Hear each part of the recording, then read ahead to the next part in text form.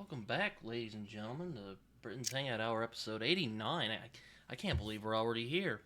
To be honest with you, I thought it 89. would That's take. phenomenal. I know. I've been busy. And How often then, do you do these? You do these like once a week or a little more?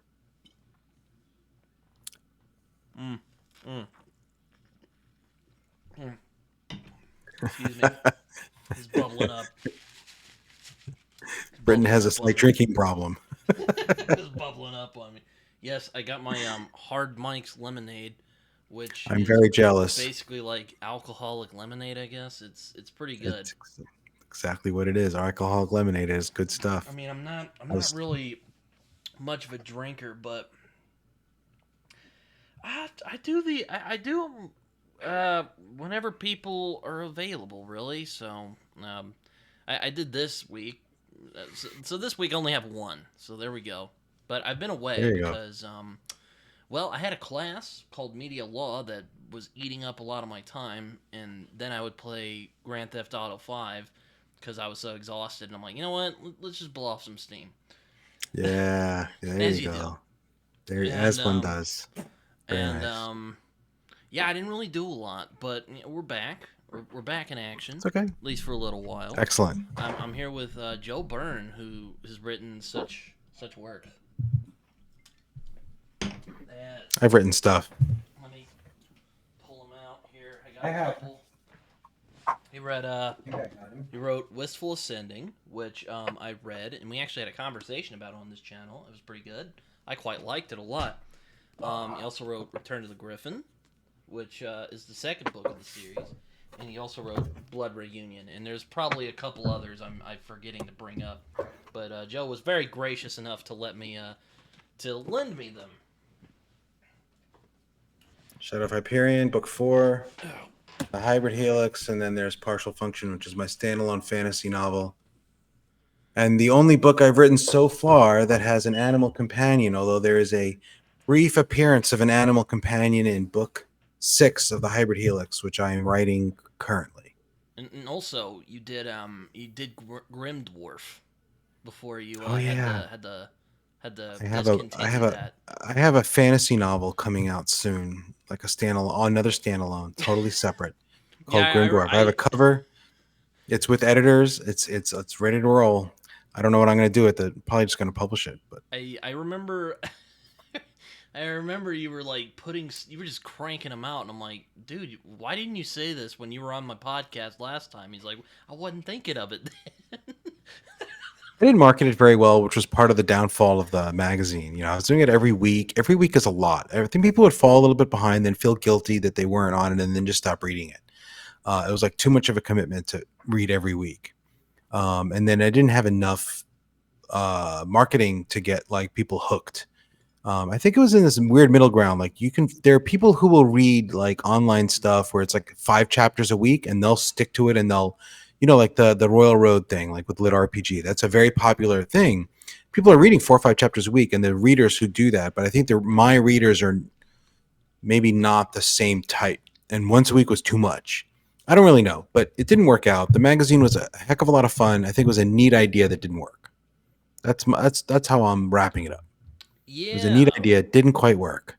And yeah. maybe I'll do something similar in the future. Maybe I'll do something where it's like a little bit more of a bigger load of stories, like more pages, but come out less often. Maybe invest in a real cover. I don't know. I might revisit in another whatever. But at this point, I was like, I can't keep the magazine going and like still write my own books. So I paused it. It's paused. It's Fair paused. enough.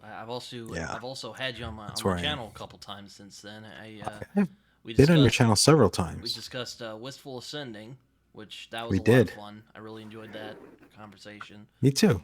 Me, And absolutely. and we did the state of science fiction, which was fun. We talked about a lot of good old fashioned Yeah, like pulp science fiction, so that was great. that was good. Oh, Um, I should find because some of the books I talked about are in my boxes of books that I haven't opened in like 12 years that I need to open and to populate the shelves behind me. So I need yeah, to we one even of these talked days. about gore, which is like the most infamous like bad. pulp like fantasy sci-fi book ever. It's not that it was pulpy that made it bad. It was No, the I'm not saying incredible sexism I'm not saying that like the pulpiness made it bad. I'm just saying it's really yeah. it just happens to be bad pulp. Yeah, yeah. But I mean, it was in a very particular way. Like the treatment of women was unbelievably bad. I think no one today could believe that this. You could believe that these books were written, right? But I don't Uh-huh. think anyone would believe that you could find them on the shelf at like a regular bookstore in every mall in the country, right? Like they weren't like edgy, like you go to some underground shop in like a seedy part of Manhattan and you find it like printed off by some like, because there was all kinds of creepy stuff, always been available, right? That's not new. But the fact that you could go into like I don't know if you remember, you're not old enough to remember Walden Books. Do you know what Walden Books is? Mm, Walden Books was a chain bookstore. There was a Walden Books and like a B. Dalton Booksellers. They were the big chains in the that might be a U.S. little before my time. There's before your time, but it was basically there was everyone my age would know exactly what I'm talking about. Those were the Barnes and Noble of the day. Barnes and Noble used to really just have a few locations. They expanded, but there was a Walden Books and a B. Dalton bookseller in like every mall in the Mm-hmm. country, right? So if you go to your local, and don't forget when in my youth, malls were a much bigger part of our culture, right? That's Mm-hmm. where you went to do things, right? You just would go hang out at the mall. Like that's not a joke. Like, we really did. And there was one, but there was a Walden Books in like every mall in the country, even in like very conservative places, and you could just go to the science fiction section and buy a Gore book off the shelf. And I guess just no one cared. No one read it. I don't know. It was so weird. I'm sure you can It's find so them in like a used bookstore now. Like if you really I wanted don't know. to. I haven't really looked into buying them. I don't know where mine are. I don't know if I like threw them out or if I still have them in a box somewhere. I have boxes of books I haven't opened in a long time. So I want to go through those boxes and see, do I still have all those Gore books? I don't really know. Then Um, then I had you on because it took forever to get this together because stuff just kept getting in the that way. was Like funny. you had to like Yes. you would work or Amanda has health Yeah. issues, so that got in the way, and then I Yeah. had Yeah. school. Yeah. It was a bit of a debacle, but we finally got it together. I think we got it together once Amanda was the school year was over, Yes. because that freed up her time and energy a lot. And Yeah. my I often am driving, but like my schedule is usually more open than other people's because my kids are grown. I don't have that many responsibilities in the evenings unless I'm driving somewhere to see my kids. So, It's but fair. I but I'm mean, like I can tell my son, like, feed yourself dinner. I'm doing something, and he's totally fine with that. So he's it's not a little like, easier, but but Dad, what are we gonna eat? no, no. I'll say food. Yeah, I usually do. Someone usually does feed him, like either me or my wife. But Fair enough. Fair um, enough. I yeah, was teasing, by the way, but yeah, no, no, no, that's fine. we That's all talked good. about self pub and trad pub and Self pub and trad pub. all the differences with that, and it was fun. It went a That was lot fun. better than it went well. I was really glad about that. I didn't think anyone It was gonna did. start arguing, but I was kind of nervous people would start arguing. You always have to keep I that was in the thinking back of about it. your. You have to always keep that in the back of your mind when you're talking about something that's kind of contentious like that. No, it was strangely uncontentious, but that's okay. That's good. It was nice. It was good. Because like, Yes, good yes. lord, it would not have been fun to. I mean, sure, it would have been fun for the audience, I guess, Might have but been. people have been like, oh man, See me get real angry. I don't know if I've been real angry on YouTube ever. So no, could but be a yeah, first. yeah, no, it's been fun. Yeah, it's been an Yeah. interesting last few months, really. What's else been going on with you? You said you're doing summer classes now or what with I the media did, law? but I'm off now, and Oh, now I'm just kind of hanging out. My dad and I are um, watching some stuff together. He's also like, oh, I'm that's gonna show you nice. how bills work, and I'm like, all right. Don't judge his parenting, but that's how we're doing things at the moment. I think that's entirely appropriate, right? I try to do that with my kid. Uh, I'm talking to every the once in a while, I'll be like, audience, oh, but but that's good. That's good. You got to know yeah, how bills work. It's important. yeah, no, it sounds stressful. To be honest with you, from how he's Like, here's all the money you gotta keep, and don't spend it all, because then you'll won't have anything left. I'm like, this kind of sucks. He's like, welcome to adulthood, son. Adulthood is not all it's cracked up to be. There are advantages and disadvantages. I don't really recommend it, but Yeah, I'm in that weird spot where I'm still kind of a kid, but I'm like a man now. Like, I haven't gotten, I'll put it this way. I guess I haven't really gotten used to the fact that I'm actually a man yet. I guess, if that you makes can sense. still living in your parents' house, but you can buy a Mike's Hard Lemonade. Yeah, pretty You're in much. that gold. Exactly. You're in the sweet spot. Exactly. Yeah. You're in the sweet spot. You can go to like you can buy like Playboy But magazine. You can get a Mike's Hard Lemonade without you can gamble, right? You can do all the things you want to do. I You actually, can't rent a car yet, right? How old are you? How old are you? I was in Arkansas, and we actually went to a casino over there. That There was you pretty go. neat. There you go. My So you parents can. actually won some money. That was pretty Oh, neat. nice. So you can It do all was the adult things, but you don't really have the adult responsibilities yet. exactly, yeah. I'm You'll like, get there. You'll get there. You can't rent a car. I don't think you can rent a car yet. You really need to be 25 to do that. oh, okay, yeah. I'm Generally 23, speaking. so we're not there yet. We're not there yet. Not yet. Yeah, yeah. But it's a good spot. Enjoy it while it lasts. Oh Yeah, wow, 23. I am old enough to be your dad. That is kind yeah. of I funny. know. That's Like not even close. Okay. Right. you're like, My yeah, daughter's a little younger than you, but I'm 53, so I'm definitely I'm yeah. 53. So wait, was that does that mean you were born in like 71, 72, 71. Yep. 71? Yeah, Okay. 71. 71. Yep.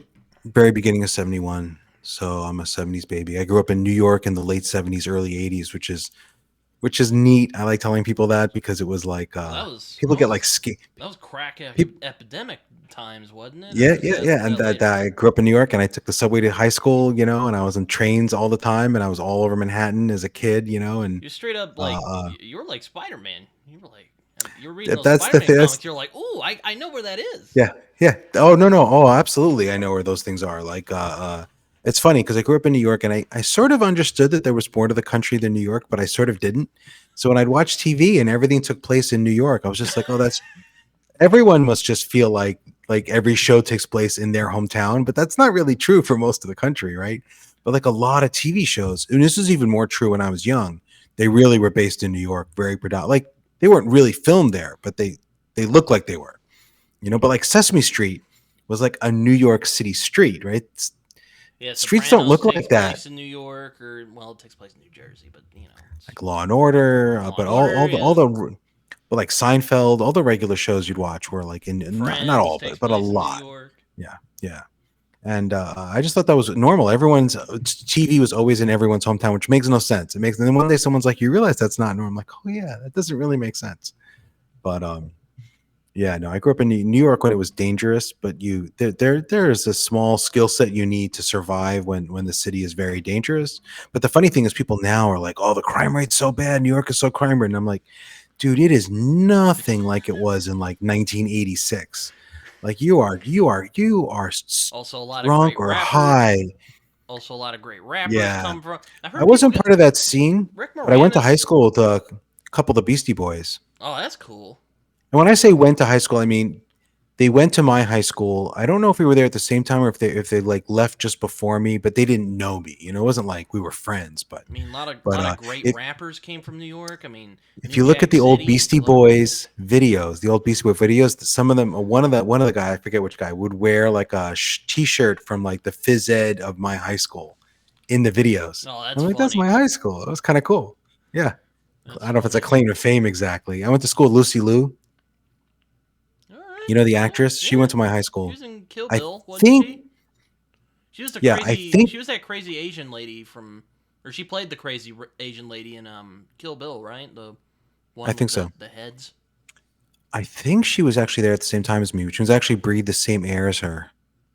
Again, we didn't know each other. It was a big school. Like it wasn't like not claiming to be like buddies with her. Actually, I was one of my classmates did an actual Hollywood movie, Lucy Dawkins, but you wouldn't know her. She did like one Hollywood movie, and I don't think she had a career after that. But you can find her. She has an IMDb page. It's kind of cool. I don't know. It's not that cool, but and my wife went to my high school, so that's not important to anyone but me. So But you met her a little later in life, and you were like, Hey. No. We were friends in high school, and then Oh. we just, before social media, right? If you graduated high school and everyone went to college somewhere, like you couldn't really stay in touch with like everybody. That wasn't possible, right? You'd Mm-hmm. have to literally mail them a letter or pick up like you don't understand. You don't have a concept of this, right? But you'd have to pick up like a corded phone and call their parents' house and hope they were home right? There was no way to keep in touch. So everyone lost touch with everybody. You had a core group of friends you might stay in touch with, but it wasn't like 100 people from your class. It wasn't possible. Mm. So we reconnected through Facebook in As like you do. 2008, because it was suddenly possible. You could reconnect with all these people you knew in high school. So we did. And then eventually at some point we were both in the same place and single. And I was like, hey, you wouldn't give me the time of day in high school, but do I have a shot now? And you find out that what women value in a What was partner you? Well, changes dramatically as you age. It's very different from 18 to like 38. so was What she women always? are looking So for. what did she go like? You know what, Joe? I always kind of liked you when we were in No, school. she wouldn't lie. She never said that. She dated my best friend in high school, but she was the hot girl in high school, and I was never good looking enough for her in high school. But then you get into be around 40, and the pickings slim down, for women, and all of a sudden it's like, oh, you're not that good looking, but you have a job, and like you show up on time. Like if you tell me you're going to be like at a date on a certain time, you're there, and you don't have a mental illness, and oh, you have health insurance. It's like, oh, you're looking pretty good now. And I'm like, yeah, I'm looking pretty good now. So I nabbed her. It just took an extra 30 years. I was looking. I was thinking about. I was thinking about wistful sending the other day. I'm like, you know what, Joe? My crazy conspiracy theory is you are Rohan because you're also kind. You're kind of this. You're kind of this self-deprecating, everyman kind of guy. But Okay. and then I read your book. I'm like, wow, this was more complex than I thought it was gonna be. I mean, I really don't want to sound like I'm like underhand complimenting you here. I'm just saying, No, no, no. Well, you look, I mean, surprised look, me pleasantly. That's all I'm thank saying. you. No, that's good. Rohan is completely based on me with significant differences. But at the heart of it, like like I've said this before, like You, people like, where do you come up with the dialogue? I just figure out what I would say in his shoes if I was in that situation, which I would never be. Obviously, I don't have superpowers. I'm not like anything like that. And but fundamentally, like when he has like this experiences of like trying to make up for things he's done wrong in his past, he's talking about like genocide that he's been a part of in the past. And for me, I write the story of redemption because I'm like, I feel like I've done crappy things. Not I don't want to say wrong. Like I haven't done like bad things, like things that would get you in jail or anything, right? But I mean, I was mean to people when I was young on occasion, right? I would say things I shouldn't have said. And so I feel like it's the same kind of redemption. It's the same thing. It's just on a much different scale. well, yeah, So what he's trying to make up for is completely like off the charts in terms of scale different, but it's the same idea. This I did some things that I wish I hadn't done, trying to make up for it. So yeah. yeah, I know what you mean. It's hard to. Sometimes I was in a few months back. I was in this kind of spell because I was kind of like, man, I'm actually getting older now. I'm gonna be 25 in 2 years. I've lived a quarter of a century, and like, what have I done? It was one of those things. I don't know if you've had that happen. Maybe it's like a common thing. I don't know, but I don't think I had it at 23, but yeah, at 53 I've had that.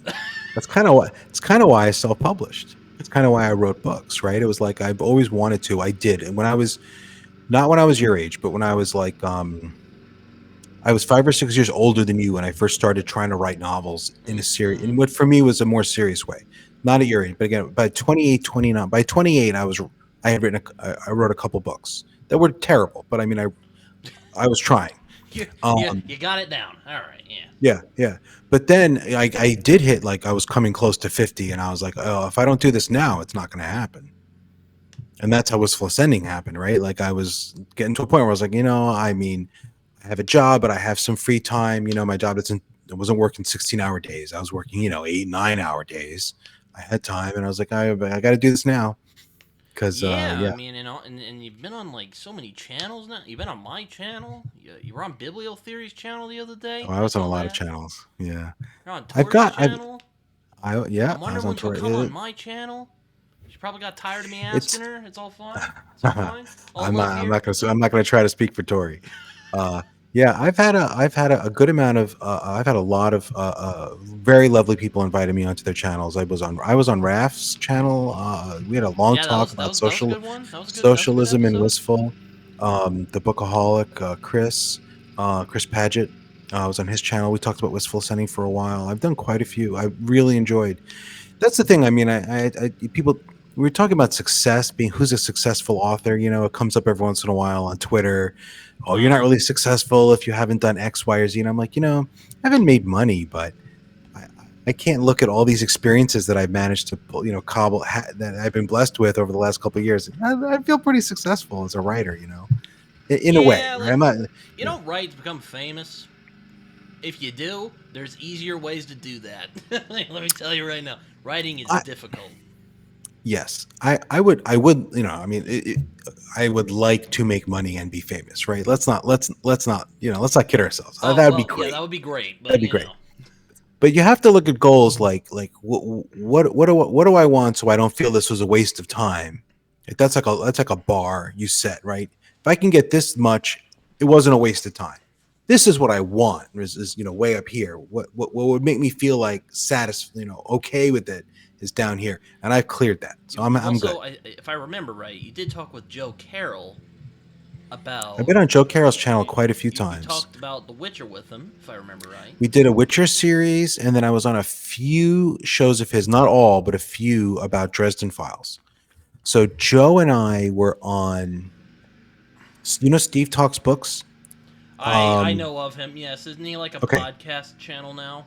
he was a YouTuber. There was events that happened that he left YouTube, but he was, and made Oh yeah, you between the were on his channel, pages weren't you? I think and I've heard some of the stuff you've done together before. But continue yeah. what you were saying. Sorry. So he had this like weekly thing where just a bunch of people get together and talk, and he had me and Andy with him and Joe Carroll and someone else, and I can't remember who else, and I feel bad about that now. But we were all together on that, so that's how I met Joe. And then Joe was like looking for someone to be on his Dresden like recap, like they were reading like a book a month, or maybe it was something like that. And you were And like, I was hey, like, yeah, hey, hey. I'll read Dresden again. I like Dresden. I'll read those again. And it was the most recent like ones. I was only on 3 or 4 of those. But then we did the Witcher books with him, me, and Shelf Centered, and his friend Nathan. I think it's Nathan, the wizard. That's Joe's friend, who I don't think he has a YouTube presence other than being Joe's friend and being on Joe's shows. So we did a bunch of those. That was a lot of fun. And then with Steve, we did a bunch of podcasts. We did the whole Berserk series, the whole run of Berserk. We did like a volume a week. I like that. I read it several times, so I was Oh man. rereading it. A lot of people. I like Berserk. I've stopped reading it because I'm like, God, I can't. How I need far to. did you get? I the part with the creepy priest. So like right after the Lost Children arc, which freaking scarred me. Oh, oh, oh, I oh. can't Okay, do this okay, shit okay. anymore. Oh my But God. you got through the but that's after the That's after the that's eclipse. after Yeah. the eclipse. Okay, okay, okay, okay. I'm like the Like if eclipse. I'm anyone's like, yo, eclipse was messed up, but I don't know. Children, man, children. I like children doing bad things. Like disturb me more than like adults doing bad things. Is that That's bad? fair. I don't That's know. that's not bad. That's not bad. That's fair. That's It's fair. like I can imagine someone being like, "Wow, Britton, it's still bad." Yeah, I get that, but like the adult, like at least you could argue they know what they're doing. But like when a kid does it, it's like I don't know. It's more insidious to me. But Berserk is not just a horror thing, right? Well, There's no, more I to it than know. that, It's and I just can't. I have a really hard time figuring out why is it that people like it as much as they do, because people like worship that, yeah, it's like and god I love it. tier Don't, manga. but there's something about the characters that are just like they're really hard to completely put your finger on, and I like it. I'm really looking forward. I really hope they end it well. I really hope that they continue and put out, because Mira died, and his assistants are basically claim they have the outline for how it's going to end, and they're going to release the ending. They're going to continue the manga without him. And I don't. I could live with the art not being quite up to snuff because it's not Mura drawing anymore. But like, I really want to know what the story, how it's supposed to end. I'm a big fan of endings. Like, I want to know how it. I kind of feel like you don't really know what it all means I saw you until you know complaining how about it Lost wraps the up. other day on Twitter. Oh my god, I hate Lost so much. Lost and Battlestar Galactica remake are so So awful. bad. You were They're so such bad about bad Lost. properties. They make me so Or no, angry. you And were people you are like, were "Oh, mad Lost because was of the great." mysteries. You were mad about the mysteries in Lost. I'm mad about the mysteries that not only were we never told the solutions, but there never were any. Right? There were things in Lost that like there's like these. There's. Did you watch Lost? Yeah, yeah, yeah. Okay, so you like the numbers. Uh huh. Do you remember the numbers? There I was a remember. sequence of numbers that kept appearing, and it was a long sequence. It wasn't random, but they kept Like 4, appearing in 8, different 15, places. 16, Okay. 40. I Yeah, don't remember the yeah. numbers. I don't remember the number, but Yeah. there was, but you know what, but that's I know what you're exactly talking right. There about. was this thing, and it appeared in multiple places that were couldn't possibly be related, right? And the writers just eventually admitted they had no, it didn't mean anything. Yeah, I can imagine how that There, rubbed people the there wrong was no way. plan. There was no idea this will all tie together, and you'll understand that's why the numbers won the lottery and opened this, No, locked wait. door. And Yes, it would. No, it was explained. Those were the number of those were the numbers they were chosen by.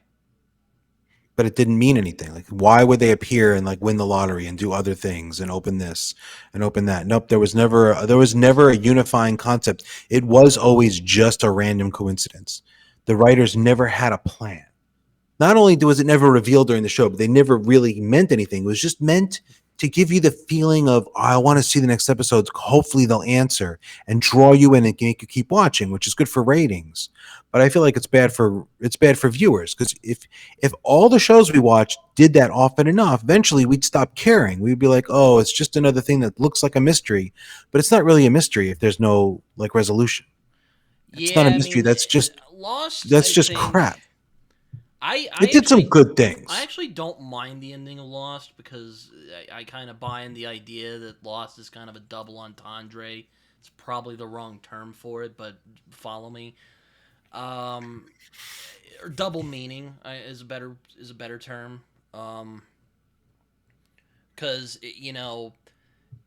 they weren't just lost on the island. The characters they were lost like personally, which you might get some eye rolls for that, but whatever.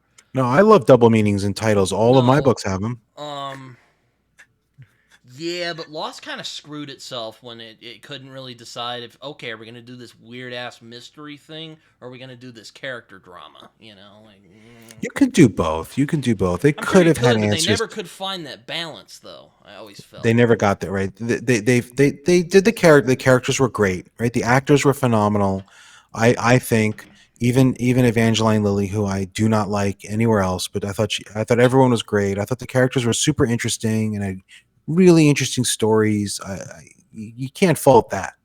But the fact that they had these mysteries that were just meant to keep you tuning in when there really was no there Yeah, I there. mean, I can see how that annoys I people. hate that. I hate that so much.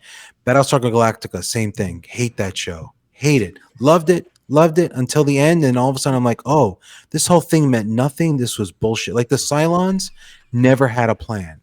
Why did? Because like you watch and you're like, oh, the Cylons are like chasing them around. Why are they doing these weird things? And then you get to the end and you realize there was no reason to it. Like because you're drawn in, your mind is like pulling. Like I want to watch the next episode. I want to study every word the Cylons say because there has to be an explanation for why they're doing these weird things they're doing to the humans, right? And you're pulled in and you're pulled in, you watch, and then you realize, no, there was no reason. It was completely random bullshit. Like, why were they doing this stuff to the humans? No reason. They could have killed them at any time. They just didn't for no reason because it was God's plan. That was the whole thing about Battlestar Galactica. I mean, I And then have you not realize you seen Battlestar Galactica, but I think the don't. guy, It sucked. I But think the everyone loves it. guy, I think the guy who wrote that series also wrote Deep Space Nine, and I love Deep Space Nine. So there we go. Is it wrong? Yeah. I mean, no one guy writes any of these shows, right? Oh yeah. They're all Or well, I know there's a group of so other so. writers, but like he was like the showrunner, if I remember But right. someone kept DS9 on track. DS9, the mysteries had answers, Yeah, yeah, yeah, yeah, right? yeah. Like you're like, Odo's this weird thing. You find out who he is, and he's a member of this thing, and there's a reason why he's there. And it's like, okay, it all ties together. DS9 was a good show. Babylon 5 was maybe a better show. I don't know if it was better. It was So different. I don't know if you've seen The Sopranos, but does it annoy you? Oh, yes. But does it annoy you that we never find out what happened to the Russian in in or do you know what I'm talking about? Yes. I know exactly. He The runs off mime. into the snow, and you never see him again. Yeah. That So guy, does that whose bother name I you? can't. No. Okay. No, because I know that because bothers a lot of people because I've met people who love The Sopranos like I do, and they because The just Sopranos is like a picture of like a certain group of people, right? uh You huh. don't know everything that happens in the whole world of The Sopranos, Well, yeah, yeah. right? It's like at the end of The Sopranos, you don't really know what happens to Tony, Well, yeah. but that's That okay. It's like you have this bracket where you have what happens to, like, it's a slice of his life, like a certain number of years of his life, and then you don't know what happens after the end of the show. But I was okay. I didn't feel that was a. It's like if let's say it's more like if we couldn't understand, like, the thing about the numbers is we never got to be able to understand what happened in on screen. On screen the numbers appeared in multiple places and we never understood why. With the Russian, we know he ran off into the woods. Do we know exactly where he ended up? No, we don't know where a lot of people ended up. A lot of characters in that show left and then you didn't really know where they ended up, right? Like that's mm, normal. Like there's a mm, big cast. You don't have a closure, a full resolution. This guy's dead. This guy's living in Miami, right? You don't always know. Um, I mean, I would have liked to kind of know what happened in the Russian because it seemed like he just ran off camera and disappeared. But there's a Rumble. There's a Jackie Chan movies used to be very loosely scripted, and there was one, I think it was Rumble in the Bronx, where there's this redhead and she's like a major part of the show, and then this one scene she gets kicked off screen and then just disappears. You never find out like where. I bet But that. you know why? If you're watching Rumble in the Bronx for the plot, you've made a wrong turn in life. Like that's not why you watch those movies. Like those No, movies are I just they're just action no. fun. No, that's funny you say that. I actually rewatched while I was in Arkansas. I actually rewatched Mad Max Fury Road. Oh yeah, Um, I like that a lot. I have only seen it but once, but I really liked it. I've heard good but things about Furiosa, although I haven't seen that. I thought Furiosa was pretty good. Wasn't Fury Road Yeah, though, because Fury Road is just better. yes. for, Now, did for a you simple grow for a up simple on? word, yes. Did you grow up like immersed in the old ones, in the Mad I Max, really like the Thunderdome? I watched the first two when I was a kid, and I really liked them. Okay, okay, okay. So yeah, Yeah. I remember when Fury Road came out. I was kind of like, oh man, really, whatever. And I didn't see it in theaters, and I felt like such an idiot after that because like that was one of the good ones. that was one. I did not think that was going to be worth watching, and I was completely wrong. Right, like full. I'm I'll so admit mad I I was did not wrong. see that in theaters. I'm I was so wrong. That was upset. really I good. never Yeah, saw yeah. it. I'm still mad to this day I didn't see it in theaters, but I don't think I saw it in theaters. I'm okay with that, but I did enjoy that very much. Um, I like Mad Max. It's not one of my favorites, but I did enjoy those. I liked all the old ones. Um, and then I think and it's Beyond Thunderdome's amazing. a little goofy, but like they're all goofy, but that one kind of jumped the shark a little bit. I I thought. see. You're right, but I like that more. I You're liked a it fan of more. you have sharks in your or hold on, don't you have I have, sharks in your yes. second book? I've, not just sharks, giant sharks. Yeah, Return of the Griffin has a giant shark on the cover. Um, I am I don't like the gritty, more realistic violence because Mad Max was not as over the top crazy. The original, wait, what was the original movie? The It was original just Mad movie. Max. It was just Mad Max, and That then what was was the second one? Like Road the Warrior was Road like Mad Warrior, Max yeah, 2, and that was they were yeah, both Mel Gibson, but and the that was first one was Mel Gibson before he was Mel Gibson. He was like an yeah, unknown. and then Okay, there's so Mad Beyond Max was like too Thunderdome. gritty for me. Mad Max was too gritty for me, right? It was too like when it's too realistic, and it wasn't realistic, but too it was on the continuum, right, of Uh huh. realism. It's a little more realistic than I like, and so that makes the violence less appealing to me. I like my violence to be cartoony and not realistic. So you like Tarantino movies where he's just I like do, blowing I them, do, where I like in the do. Django, these like just say bye to the lady and he just shoots her and she flies off the. I have never seen Django, but I do generally like Tarantino movies. I'm a big fan of Pulp Fiction. I must have seen What was his first movie? Reservoir Dogs. Before, yes, I That's my must have favorite seen one. that like 5 or 10 times. Yeah, that was a really good movie. I'm a That's more Tarantino like fan. gritty than some of his other ones. Like, It is, but it was still the dialogue is so like it's so like over the top. You know, the scenes are over the top, the characters are over the top. Mr. Pink, Mr. White, like it's it doesn't feel like the real world. So I really like those. You know, Andy Witham worked for Tarantino. yeah, I had him on my Yeah, yeah, podcast yeah, yeah. Oh, that's right. That's right. I little forgot. I while forgot. ago, I and saw that. he's like, I saw yeah, that. I work with Tarantino. I'm like, oh, so are you mad you didn't get like a credit for whatever? And I was just screwing with him, and he was like, nah, it's fine. No, he's got a shit. What does he have? Some award. I want to say an Emmy, but I'm not positive. Yeah, it says Emmy on the From back of his book, The Legend of Blackjack. So okay, okay. I Yeah, did he's read Legend of Blackjack. It was pretty good. yeah. No, it's a good book. It's Like it's a not. little expositiony, and like there's like one part that was a little expositiony that I didn't care for. But aside from that, the rest of it was great. I really liked it a lot. I liked it a lot. It's got a weird genre because it's got like it's not quite YA exactly, but it's not quite adult exactly. It's got like a 10-year-old protagonist, but in many ways it's a little adult, but in many ways it's not. And so it's really interesting blend to me of exactly how you would describe it. You know, he's got a prequel, a trilogy Yes. for this Rooker Flynn. The first one is out, and the second one is available on pre-order. Yeah, Um, I texted him on Discord and I'm like, hey, do you want to come on my channel and talk about Legend of Blackjack? He's like, I could, but it'd be like 30 minutes. I'm like, well, shit, I can't do that. So, because you know me, I like having very long, thorough discussions. long discussions. Um, and All right. he's like, okay, yeah. I'm like, all right, maybe we can wait until you're done with all that. But yeah, no, I had him Yeah, on he's and we yeah. hung out and I talked movies remember. for like for a while. It was great. I had a I good saw time. that. I know. I remember. Yep, yep. He's a good guy. I've we he and I did a series on YouTube on his channel, or we went through the first two Red Rising books, but we did them like a video about each, like 2 or 3 videos per book, going through because we had not read it and we were like, hey, let's buddy read it and kind of talk about it on YouTube. So we did. Um, and then I don't think either of us loved it as much as everyone else seems to. Have you read Red Rising? Nah, I'm a little Maybe. hipsterish. I haven't read it because it seemed. I mean, I hate this. I hate sounding snobbish. I'm trying not to be because I think there's good It's all YA right. books, but it seems a little like YA to me from what I've heard. So I don't know. My understanding is it is a little bit at the beginning, and the tone changes as you go through the books. It gets a little more adult and darker, and that sounds right. But I mean, there were you read parts of it them, that so annoyed me. like, I is read that the true? first two though, but there's like six, but I only read the Oh, first two. okay. Yeah. So some people say like it gets better after three, or Oh it my gets better god, at I hate three, when and I'm people like, say well, that. that's my dream. I want people to say it about the hybrid helix. Man, wait till book 5, then it really gets going. I want people to say that about me. Yeah, that's my dream.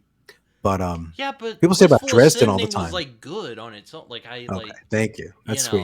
or at least I thought so. I'm like, oh, read No, I book mean, one, it's great. Yeah, I don't know. yeah, It's just, it's actually yeah. No, people have not said. No one. I've never seen anyone like on Twitter say like start with book 3.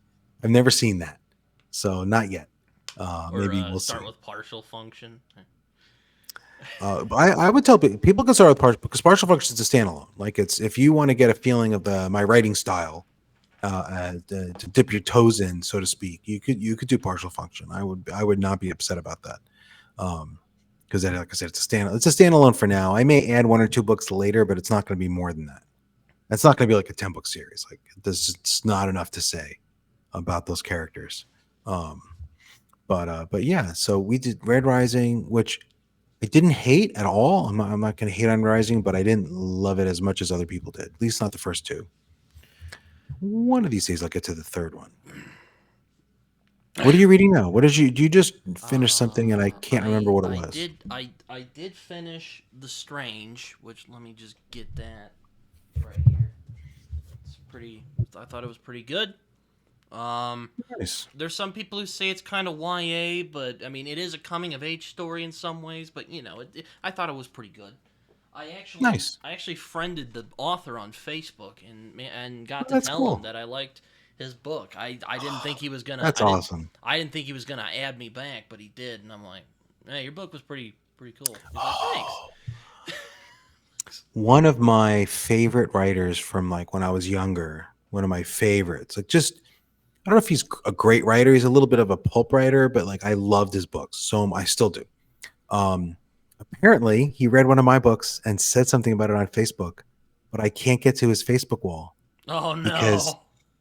it's private, it's Facebook. They don't have, Uh, it's not like Twitter where I can't just like get the link and like find it. And I can't even send him a friend request because I think if he read my book and liked it, I send him a friend request, he might accept it, right? But because Facebook doesn't think we might know each other, it won't even let me send him a request. So I'm like, mm, I'll never know if this really happened or that it's so sucks. it Oh, kind of does because I was like, man, that would make my year if though Steve Perry really liked my book. though right now Um, I am reading Lonesome Dove by Larry Lonesome McMurtry, Dove. I which never liked a Western. it's Never one got of into those them. like everyone and their like Yeah, grandma yeah, yeah, is yeah. telling me like Britton, you You got got to to read read this Lonesome book as Dove. soon as Yep, possible. yep. I can see why. It's really funny. It's also kind of sad at parts, Is it? but yeah, no, it's I never hear it described as funny. I hear it described as like epic or really good, but I don't really hear it described as humorous. But oh my god, nice. there's a part I was reading last night about a them trying to come up with a sign for their cattle company. Hilarious. I literally went on. It was so funny. I went on Twitter and I'm like, this might be the funniest shit I've read all year. Because Wow. I Nice. was laughing. But I'm Nice. also That's reading cool. Prophet of Edan. So there you Yeah, yeah. go. Philip I have to Chase. get to those. He's I got good man. It's pretty I good. got like I got a stack of books I had to read because people were coming on my channel for to be interviewed. So I was like, I want to read their books. I don't want to just be like give them interview an author and be like, here are the 10 questions everyone else asks you. I want to get something a little more depth, for them instead of the usual like where do you get your ideas from, or what made you start writing? Everyone asks the same. But like, Ronnie Verdi's, I'm talking to him on Saturday. I'm like, he's just done a string of interviews and everyone's got to be asking him the same Yeah, things. I'm it's like, one of okay, I gotta. my dad. God bless the man. He gave me a book. Because I work as a journalist when I'm not doing this, and he gave me this book, and it's really good. I could go and pull it out, but I don't want to get it right now. But it's about interviewing people. And there was a lot of really great advice in that book. And like one of the first the author really tried to drive in was like do your homework. Like just like look at some of the questions like other people like look at other interviews and like just and maybe come up with questions from like what they answer. Maybe think about that, Really interesting stuff. I think also though, But like if you're a journalist interviewing a politician, there's an element of adversarialness to it, right? yeah. You may want to ask them hard questions. Whereas if I'm interviewing an author like Ronnie Well, Verdi, right? Like he didn't it's the just talk about like opposite. politicians. He talked about like he talked about Ray Bradbury. I think at the very Okay. beginning. So it's not Yeah. So But it's been but very useful. no, that sounds like good. But my goal is more just someone comes on my show, I want them to enjoy it, and then hopefully that will So result in the audience enjoying it. isn't that the guy who I'm did not the isn't that the guy who got flack for they thought he was ripping off Patrick Rothfuss? okay. There are a tremendous. First of all, there's okay. So the That's why first I said he's binding, getting the flack. I'm not saying he did it. yeah, I'm just yeah, saying yeah. he's No, no, getting no, no, no, flack no. for it. But you're not I'm wrong. trying to be diplomatic here. I want to talk to him. I want to talk to him about exactly that because the first binding has incredible structural and thematic similarities, not identical, but very powerful similarities to Name of the Wind. But I think having read it, it felt to me more like an homage or like the way I feel like Wistful Ascending is related to Invincible. Like you can see the roots, Mm. you can see the commonalities. But what I did with the Wistful Ascending was I took the things that were in Invincible and I did a twist, right? Not the same. But there's a lot of similarities. A lot of ways it is the same, but in a lot of ways that they're not. And the ways that they're not are important. I didn't just change the names and give you Invincible over again. And I don't think the first binding was just changing the names and giving the same thing all over again. But I want to talk to Ronnie about exactly that, like how he views the relationship, because he has said he was massively influenced by Rothfuss. He doesn't pretend that this is like, oh, I didn't never read it. Like, I don't know what you're talking about. You know, he doesn't do that. Well, he could, right? He could say like, I don't know, really? You think? But he says no. He was hugely influenced by Rothfuss, so he'll admit that. He talks about Rothfuss a lot. I know. In my very book, positive terms. I know in my book, I ripped off some stuff from a book called Everyone Video does. Street Station. So I've read Radio Street Station. I'm hoping that a long time ago. Do you have a beetle-headed girls? No, it's good. I never liked that. No, no. It's Mieville's a little too weird for me. Yeah, I think actually, I saw you a little actually do broken. Didn't you repost like broken binding for the Scar the other day? Or didn't you repost that? Maybe I repost a lot. Yeah, I noticed. I repost a lot. I like Mieville. I think I would like him. I don't know. I've never met the guy. But I like his books. I like his books, but they're a little weirder than I would like. So there's a beetle-headed girl. I want to understand why there are beetle-headed people in this city, like where they come from, why they have beetle heads. Like that's evolutionarily weird. I want an explanation, and Mieville's not interested in giving me that explanation. So you like answers. I'm a similar way. Like I remember I was reading. I like answers. I was reading my friend. I was reading my friend Jason's book not too long, or this was last year. Oh, this is Jason, who's been on your show a bunch of times. Yeah. He wrote a book called. I actually have it right over here. Yeah. Let's see it. Very small. Let's see it. I want to see it. Jason seems like a good guy. A Song for the End of the World, which is nice. The first of a trilogy. Even though Jason is that grown to regret that because he's what genre is that? Song for the End of the World. Post-apocalyptic. Is that kind of science fiction? I don't know. Okay, sci-fi works. Nice. But yeah, that yeah, there was just I don't know. That was a weird book. I used the word opaque a lot when I reviewed it at first because like I didn't have a better word for it, and he sometimes makes fun of me over that. But yeah, I could see. I mean, he does give answers eventually, but like sometimes there's just such weirdness going on. Not like Mieville weirdness, but there's just like the way he describes things. Because like there's a bit where she's like where the main character is like crawling through bodies, and just the way that he described it was just really weird for me. I don't know. It was one of those books. Like, have you ever read a book where you're just like reading it and you're like, what?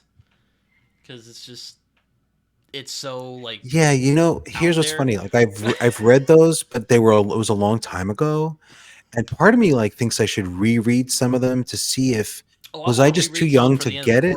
Because I'm like, what? I want to reread like Jerry Cornelius, which is one of the Eternal Champion stories Michael Moorcock wrote, and I didn't understand it, but I read it in my early teens.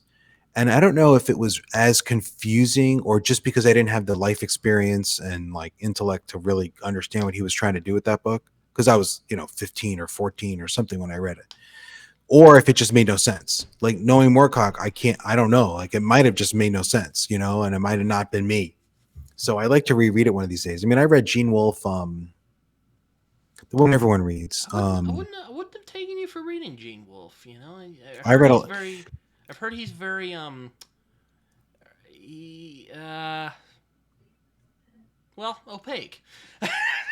He's opaque, and it wasn't my favorite thing, but I think I'd enjoy it more now because I think I'd understand more of what he was doing in those books, and I didn't put all the pieces together because I read them when I was really young.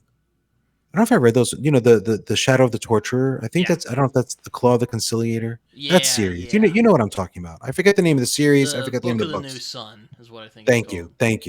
Yes. And I remember liking them, but I didn't love them. It's not my thing. But when I keep saying this, but when I was young, we had many fewer choices. So like at some point, you just go to the bookstore and you like get what's on the shelf if it looks vaguely interesting, and then you read it because I couldn't afford to just buy another book. So I think if I were young, if there was me transported to today, I'd probably just read a lot of pulp. I get a Kindle Unlimited account. I'd read an unlimited amount of like action stories, just one after the other because I could. But I was forced to diversify because there just weren't that many of those kinds of stories on the shelf. I couldn't just read Conan because there just weren't that many Conan-like things. You run out. Otherwise, I would have just read Conan probably. I really, that was give me a guy with a sword hacking at people. Like that's what I like. So do you were talking So, about Moorcock earlier. So you like Elric? He's cut some people. Sometimes the I sword will did. make you do it. I read almost everything that was available in this country by Moorcock in the '80s, and then I'm sure I lost track since then. A lot of the Eternal Champion stuff, Elric. I was basically reading all the stuff that was influencing D&D, like in the I've mid only read '80s. Elric and Corum from him, and I I read think Elric, Corum. I liked Hawkmoon. Jerry Cornelius didn't make sense to me. I enjoyed it, but I didn't understand it at all. a lot of people I like like Corum a Hawkmoon. lot. I think I like Corum and Hawkmoon more than Elric, but Elric was much more popular. Um, excuse me.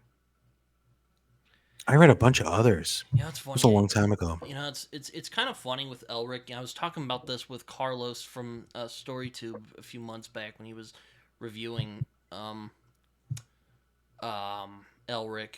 There's this book I read last year called The Killer Inside Me by Jim Thompson, which is a crime novel about this, like, crazy. He's a sheriff and he's like this hick sheriff, but he's like secretly like this depraved maniac. Um, and I read that and I'm like, wow, they really let him get away with a lot of stuff in this because I'm like, when I often complain about how stuff like fantasy and like crime aren't taken very seriously, but then I think about it and I'm like, there might be advantages to being thought of as pulpy trash because you Well, can get away with a lot more. I mean, like gore. We were to bring it Here back to gore because I'm going to bring it's everything come back full to gore from circle. now on. Come full circle. That's a terrible place to come back to. But like, I mean, he was putting like diatribes in there about how women. I mean, his fundamental thing is that he believes women desire to be slaves. So he'd have these long, like, there'd be this like scene where like, and everyone's back at the camp, and all the free women, like the wives, would look jealously at the women who were enslaved, who were like happily going about their chores and happy that they didn't have the freedom to like bother their female brains about like making their own decisions because they were slaves and it was so much better. And he would have like 5 pages of that, and then there'd be like action stuff happening, and then another 5 pages of that. And how did he get away with that? Because no one read it. No one cared, right? No one was like, everyone was like, yeah, it's pulp, whatever. So they let it be on the shelves, right?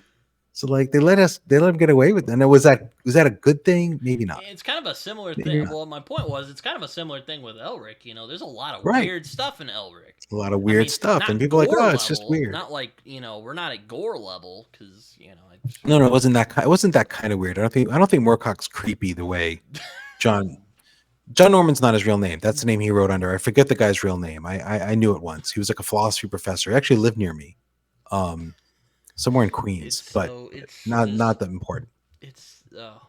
But yeah, no, you could get away with a lot more because like you were Yeah, considered yeah, like pulpy yeah, trash. I thought that was interesting. yeah, I'm yeah, like, yeah, wow. yeah. And So that's and I why there was a generally lot of like, bad sci-fi in the 30s because like people because they were like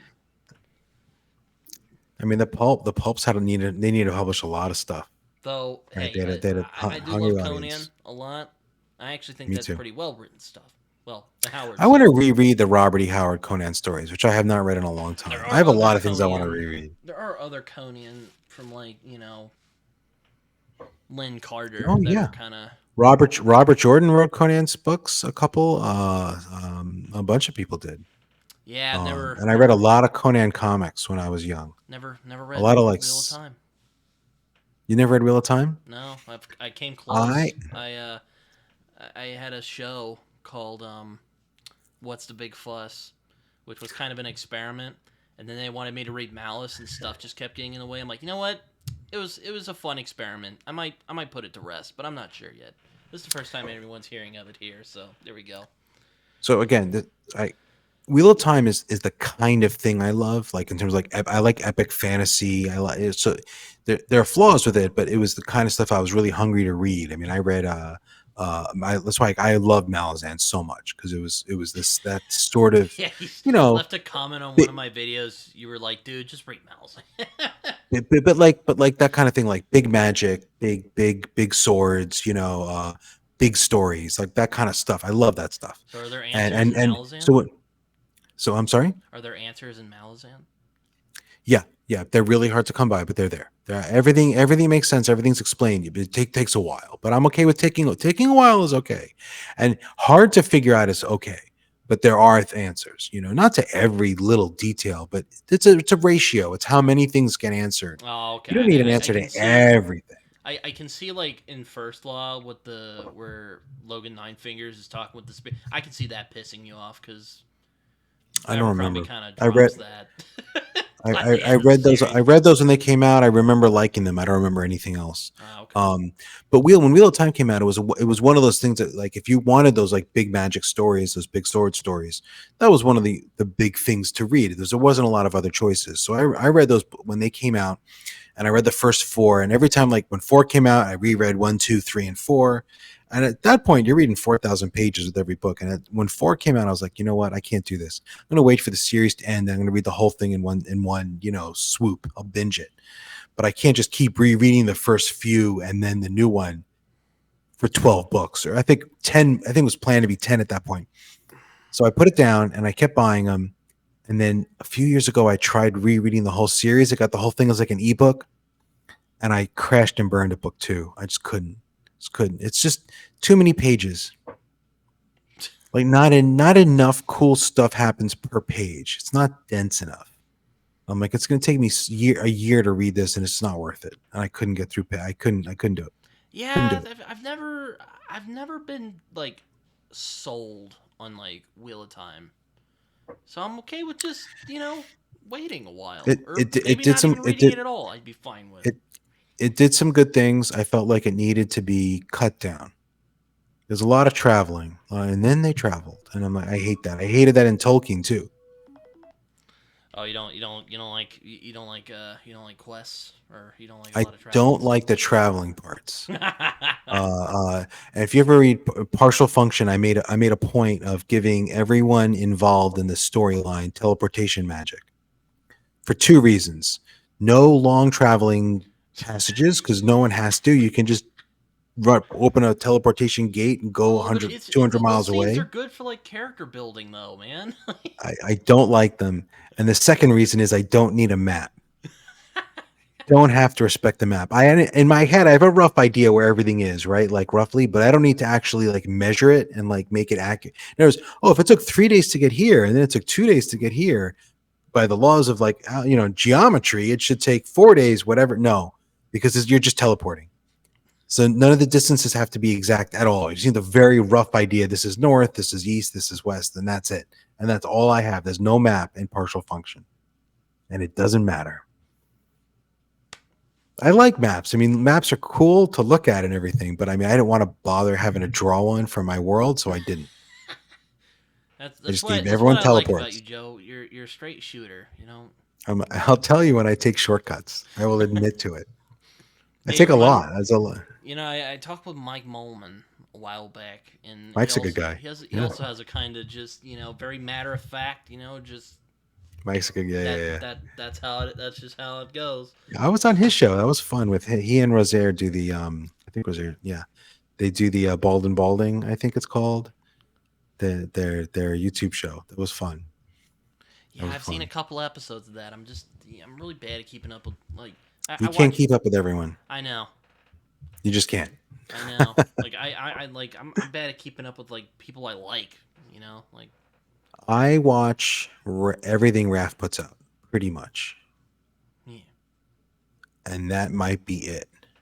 I don't think there's anyone else where I watch everything they put out, like every minute, except for Raph. Raph was my first booktuber that I ever Yeah. watched. Yeah. I don't know why. Yeah, I don't know what. I haven't I watched. don't remember what if his got me to go. Oh, I'll watch this video. I have no idea. I don't remember. I don't remember either. I think I just saw one of his like. He's got so many Malzahn videos. Maybe it was one Yeah, of his yeah. Malzahn videos. I don't know. But I started watching Raph when he was basically done with the Malzahn run, and he was doing moving on to other things. Did you see his And Wheel I of got Time run? yeah, yeah, yeah. I watched all those. Um, yeah. But and there's a lot of other booktubers where I'll watch most of their stuff. Like, Mm. don't get me wrong. Um, but yeah, I can't watch like if you just count all the people I consider friends, I can't watch all their content. Like I don't have enough time. I would never be able to write or hold down a job. So, I feel bad about it to a point, but like what are you gonna You do? don't you don't you don't listen to him while you take like long drives. I do. Well, Oh, no, you no, do. no. I don't. 'Cause it's harder on YouTube because you would need you need to use data. I guess Oh, you could download the videos. I listen to a lot of podcasts when I take long drives. I've been listening to there's a podcast called World Building for Masochists. That's a really good show. Publishing what a Rodeo. name. Oh yeah, you I told listen to me a lot of podcasts. you talked about that on Publishing Rodeo is super interesting if you're interested in the business because it's about the business side of publishing. It's the hosts, Sunyi Dean and Scott something or other. I forget his name. They are two people who were debut authors with Tor in the same year, but she got like a really big advance and he did not. And they talk numbers and they talk about like the publishing experience and they talk about like very explicitly like she'll say I got this is my advance and it was this many dollars and this is when I got the money and this is how much went to tax and like he'll describe his experience and how they had different experiences with the marketing because and how the sales were like and they'll go into numbers and they'll do that with their guests and it's not worth it if you don't care about that stuff because they don't really talk about craft or about literature in terms of like the stories. They're talking about the publishing industry, but it's super interesting. Super to me. I probably wouldn't have a lot of patience for that. I don't really care for that. If you don't care, don't. I mean that's absolutely reasonable, right? If you don't care, don't watch it. Don't listen to it. I don't think there's a video version. I don't know. Though maybe Amanda would like it. She's always talking about that. Maybe she would. Maybe she would learn something. Yeah, Maybe she'll yeah. learn. And then Sunyi Dean is my one of my author crushes. Sunyi, if you're listening to this, call me. I'm kidding. I'm married. We can talk Sunny, about you books. bad girl. Don't call me. We can talk about books. Yeah. She's also like half my age, I think. But and I'm married. My wife's probably hear me talking right now. Um my wife would understand. Sunny's pretty attractive. But um Oh man. yeah, they're the one. See, if you listen to that, it's actually really illustrative for the whole like publishing industry. I don't. This is really nothing I use from that, but it sort of helps me understand how the whole thing works. But if you're not a top tier, like if you're not like one of the people Tor gave like a really big advance to, you get hardly any push from them, and they don't expect you to sell very many books, and usually you're like one or two books and you're done. Like this idea that getting like a contract with a big company like that is like your career is set. That's just not how it works for most people. Some people it does, but you have to be really lucky. So Yeah, I'm still debating with myself on. I'm like, all right, am I really? Because I am 23, the and fact that you're 23 means you can burn 10 years trying to get a trade but contract at the same and time, I think I'm like, I've become friends with some of these indie people. Why not? I don't know. I don't know. It's weird. I don't feel comfortable advising anyone. I will tell people that there are really strong arguments in both directions and anyone who says like oh indie is like a waste is just they're just don't know what they're talking about. You can make it big as an indie writer So you, and it you just don't think it depends. can ruin careers? I'm sorry, I had It's to. just so I mean look God, yeah. Yesterday, I go on I, Twitter and I see that. I'm like, my God. I texted her. I'm like, are you kidding me? Like, we were just having a conversation about this. if you want to be published and taken seriously by the lit community, she's probably right. Yeah. Because if you want to be in those circles, if you want to be the New York Times review of books, if that's who you want to be, which isn't the most commercially successful kind of writer, But it's the literary kind. If you want your books to be talked about by English lit professors, right? She's probably right, right? You can't self-pub, you will burn a bridge, because that tiny niche of the publishing industry doesn't have respect for what we're doing, at least not right now. But almost no one who read her tweet is in that world. There are people like me, and we're not in that world, and I don't give a crap if those people ever publish me. I'm not ever going to be published by them. So if you're like sci-fi, if you're fantasy, if you're genre, if you're writing detective novels, romance, any of that, she's completely wrong. I mean, we have plenty of counter examples of people who self-published and their careers went fantastic, and some of them ended up with trade deals. Plenty of people. All right. So I don't know why she's banging that drum. Yeah. But I just you know what I did? I went on Twitter and I was like, here's the video we made talking about that. So there you go. Totally not being opportunist at all. Yeah, I saw that. I saw that. I don't know. I know you liked it. I appreciate that. And then people are private messaging me and they're like, did you talk to Amanda? I'm like, it was fine. It was fine. They're like calling me like, are you traumatized, Joe? Are you okay? I'm like, no, I'm okay. I'm okay. It was all right. It was all right. Wasn't so bad. She's good people. She's just. I don't know why she'd be more argumentative. It's fine. I don't know why she has such a antagonistic feeling for Ryan Kyle, who is really a good guy. Like, I gotta say. Yeah, I'm like, I looked on Twitter. I'm like, Ryan Kyle's getting involved in that. What is this? Yeah, well, they've gone head to head before. I don't really know. First of all, I actually know Ryan. Like, I met him at Dragon Con. We actually had like an actual conversation, like several like actual conversation, like, you know, like we talked, right? And he's actually a good guy, right? Like, you know, I embarrassed the hell out of Ryan. First time I met him, I go, Ryan, you're like a hero to all us self-published authors. And he was like, so like, he didn't know me at the time. He didn't really get my sense of humor. So he was like, oh, this is embarrassing. It was really funny. And then I was like, no. And then we chatted in over a beer or whatever, like later in Dragon Con. And I think he got where I was coming from, that I was half teasing him. But he's a really good, but you know, they go at it because she's like, you can't be successful. And he'll pipe up and say, yes, you can. Look at me. And she's like, well, you're the outlier or the 1% or whatever. But what I think she doesn't understand is, you know, Ryan Kyle is, in terms of his financial success, is in the, you know, small minority of indie writers, right? Most don't do as well as Ryan Kyle. He does great, right? He's selling a lot of books, more than most of us.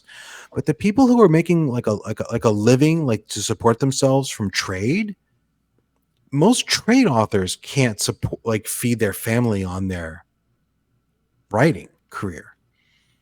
Right. If you look at like a mid-lister from Tor, like Brandon Sanderson can feed his family and a lot of other families on what he makes from Tor. But if you go through like all the books Tor releases every month and you go to the people who are not like the top 3, like most of those writers, they're not making a living off writing. Like, they're not that successful. They're not that much more successful. They're not making that much more money than someone like me.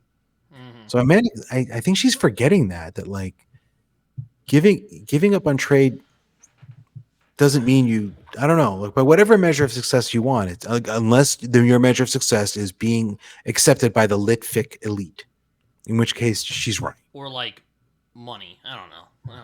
No, but it's not money. Ryan Kyle's making a ton of money, and other guys are making more than him. No, I'm telling you, other guys are making more than him. I know you're so you can make a ton of money. It's just very few of us do, but very few trade writers make a ton of money in genre fiction. Yeah, I'll admit, when I saw her saying that it ruins careers, I'm like, okay, that's a little hyperbolic. Like, it's very hyperbolic. Again, unless you're talking about that elite lit fic corner of the world where she might be right. I don't know if I would. I mean, I'll admit, I don't know if like Tori or Andrew Meredith are as like successful as like Neil Gaiman, maybe, but like they have enough of a strong fan base, even if it's like a cult following by our standards, or, you know, other people's standards. Like, they're doing okay. I would say that Tori Tekken and Andrew Meredith are doing pretty good. So, I mean, I don't know. Yeah. I mean, you're just like, yeah, you know, I'm burning a lot of money, but I'm having a good time. Yeah, but also keep in mind, I'm burning a lot of money partially because I'm terrible at. I make bad decisions. Like it's not someone very similar to me who was a little smarter about like who their editor and cover artist was could be doing much better than me. Like an alternate reality version of me that was smarter at business could be financially doing much better. That's what I'm saying. You can't blame my losses on it's because I like my pretty covers. That's my problem. That's my problem, Yeah, and I'm too lazy to like I've had a couple because of. if I'm sorry. sorry. Finish what you were saying. Like if I had the patience to really go through like Instagram and ArtStation, and I could probably find an unknown artist who could give me covers nearly as good, a lot cheaper, nearly as good, a lot cheaper, right? And I'd be financially much better off. I just never had the patience for that or the eye for it. Like for art, like I'll see someone, I'm like that looks, and I end up being wrong. So you could easily imagine someone very similar to me doing much better financially by just doing some of that. Anyway, that was all. Fair enough. Fair enough. I mean, it's just it. It was a debacle. I don't know Have you why she seen does it. the meme of Michael Jackson and Thriller eating the popcorn? That was me yesterday. Well, I was also watching YouTube and reading, starting to profit of a Dan. But I was like, I texted Amanda. I'm like, good God, Amanda, what have you done now? And she's all like, Yeah, it I was got to so. read Philip's trilogy. I just finished the books I had to read for the people I'm interviewing over the next few weeks. Oh yeah, I So I guess we read should move on to that. Yeah, you're interviewing people now, or well, I got Ronnie Verdi. I read the first binding, so I can talk to him about Doors of Midnight, which is the second book in that series. So we're going to talk on Saturday, and then I'm going to talk to MJ Kuhn. I think we're recording it, not doing it live, but Coon. I actually am not sure. MJ Kuhn, she did so you may know she wrote a couple books, Thick as Thieves, Among Thieves, Oh yeah, I think I've um heard of this. um, Yeah, I think and I've seen it. she is I know her before that. I knew her from she co-hosts the FanFi Addict podcast with Adrian That's Gibson, right. Yes, I knew that. and she's a very intelligent person. Thinks about writing really well. I I like talked her with a lot. Adrian Gibson. I think who's or is that?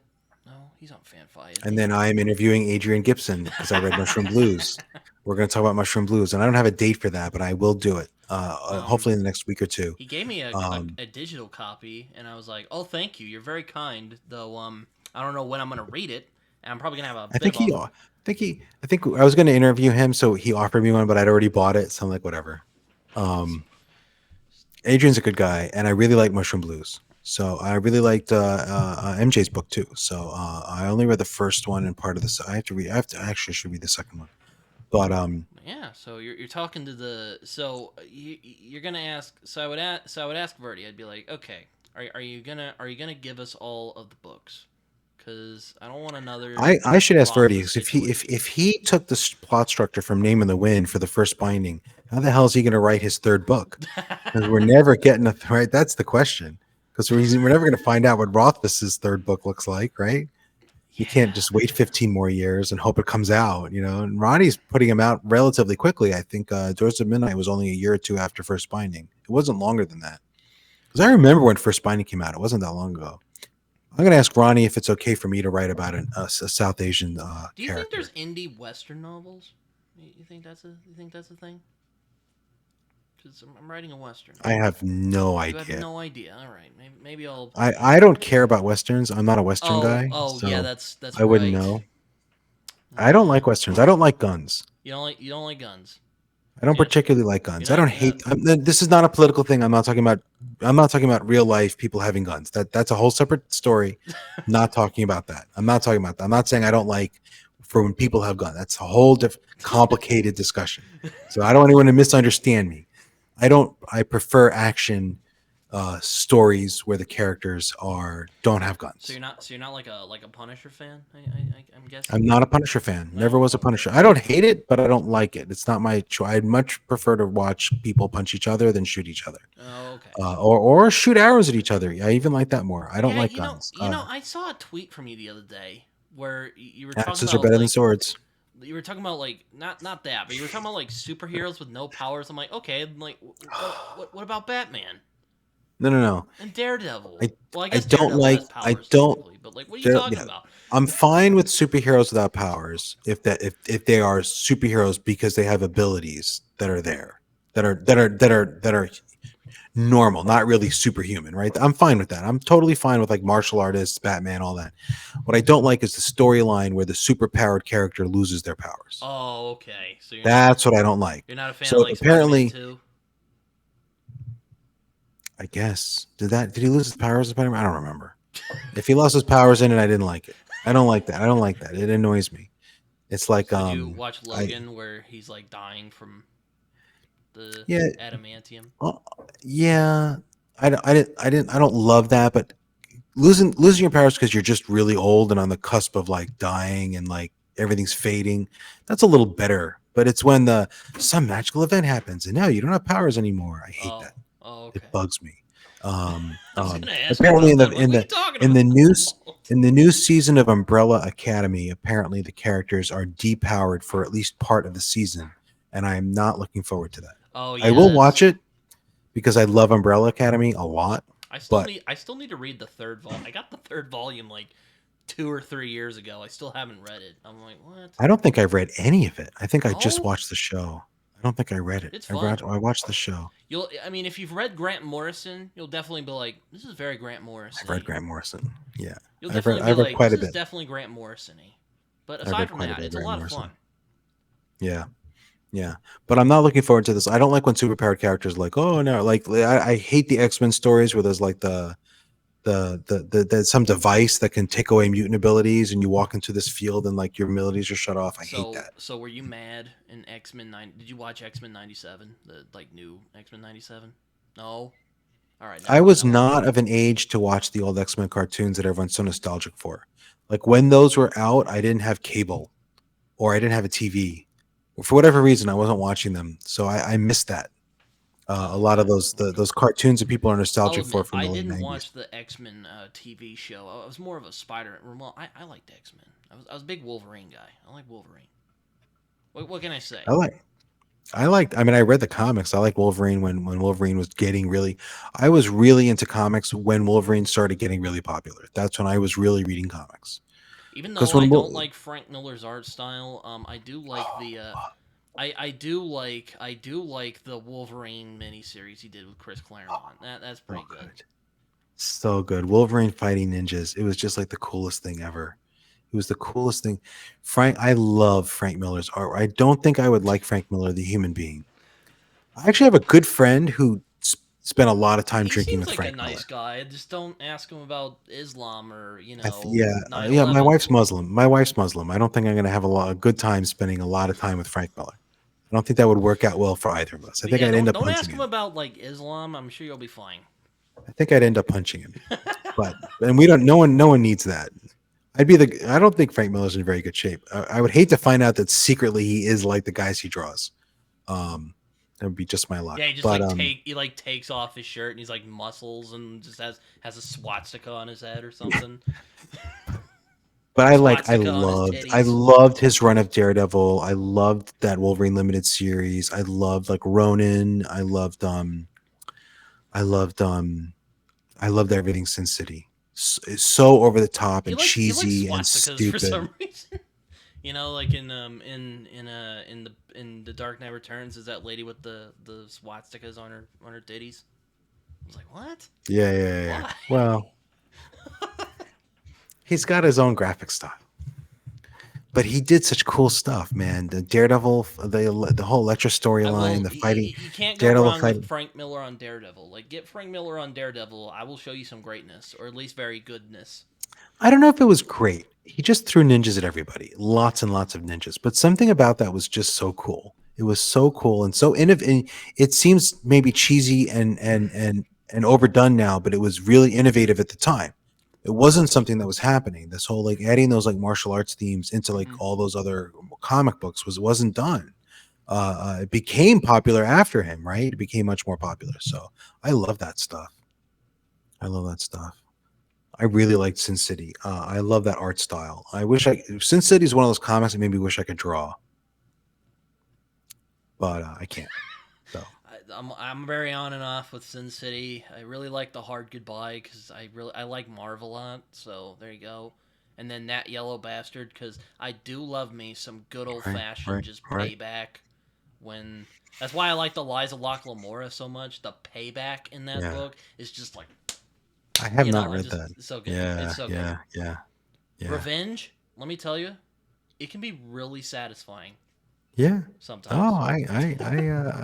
absolutely. That's why there's a lot of media are based on just that.